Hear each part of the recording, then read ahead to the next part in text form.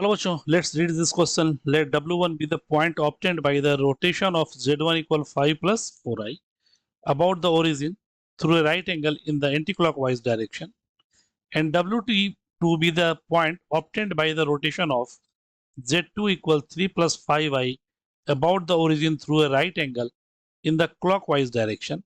Then the principal argument of W1 minus W2 is equal to option A minus pi plus tan inverse 33 by 5 minus pi minus tan inverse 33 by 5 minus pi plus tan inverse 8 by 9 और minus pi minus tan inverse 8 by 9।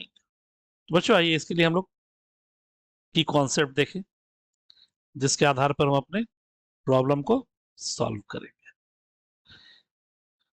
की concept है हमारा rotation property, या इसी को हम लोग कोनी मेथड बोलते हैं। तो रोटेशन प्रॉपर्टी इसी को हम लोग कहते हैं कोनी मेथड। ये प्रॉपर्टी क्या कहता कि अगर हमारा एक कॉम्प्लेक्स नंबर Z0 है और एक Z1 है, ये Z1 अगर एक एंगल थीटा से रोटेट करता है और Z2 पॉइंट पर जाता है, देन जहां पे एरो, जिधर की ओर एरो यानी फाइनल पोजीशन, लिखने का तरीका Z2 माइनस Z0 बटा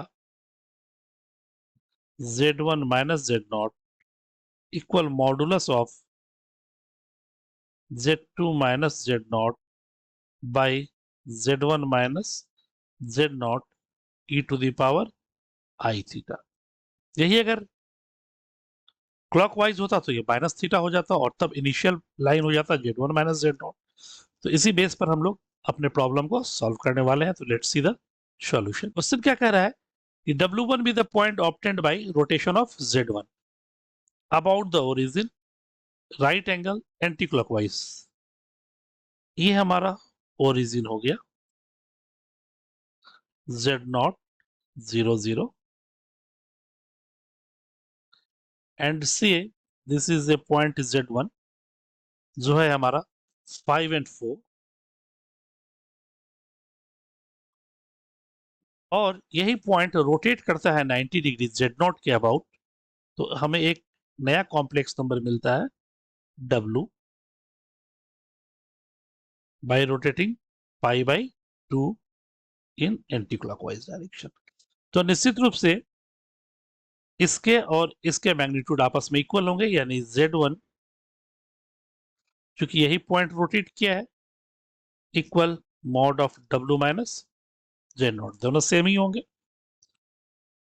तो हम लोग कोनी मेथड का यूज करके लिख सकते हैं final position W minus Z0 upon Z1 minus Z0 equal mod of W minus Z0 by mod of Z1 minus Z0 into e to the power I theta की जगह pi by 2। Z0 is origin और ये दोनों ही magnitude same है, that is W by Z1 e to the power I pi by 2 can be written as I cos pi by 2 plus I sin pi by 2, and W can be written as I Z1. Sorry, this is our W1.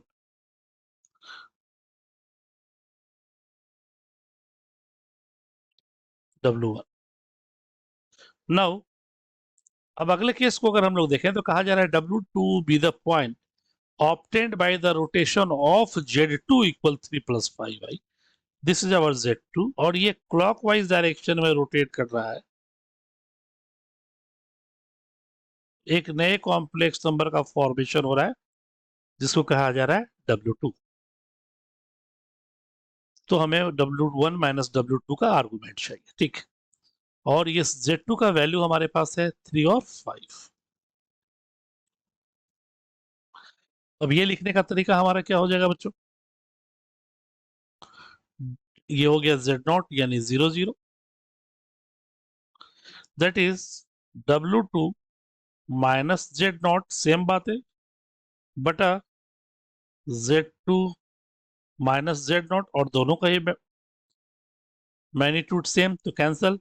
अब e to the power minus i pi by two clockwise की बात है, तो W2 by Z2 equal e to the power minus i pi by two, which becomes minus i, and यहां से हम लोग W2 का वैल्यू निकाल सकते हैं, that is minus I Z2 से। This is equation 2, this is equation 1. Now W1 minus W. Now W1 minus W2 equal I Z1 minus I Z2. This becomes I common ले लिया अगर, Z1 plus Z2, and Z1 is 5 plus 4i, 3 plus 5i, 5 plus 4i plus 3 plus 5i. This becomes 8i, 5 4 9 minus 9. That is, this become minus 9 plus 8i. Therefore, W1 minus W2 equal minus 9 plus 8i, yani minus 9 and 8, which is in second quadrant. Therefore, principal argument equal principal argument of W1 minus W2 equal, this lies in second quadrant, lies in second quadrant. Therefore, this becomes pi minus tan inverse modulus of y by x, and this becomes pi minus tan inverse 8 by 9. This is the required answer of the given question, and here in option this is pi minus tan inverse.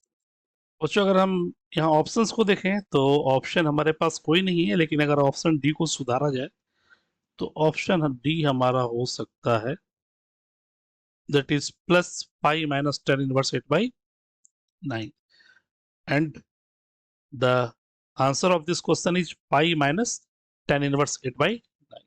Hope you will understood it well. Best of luck.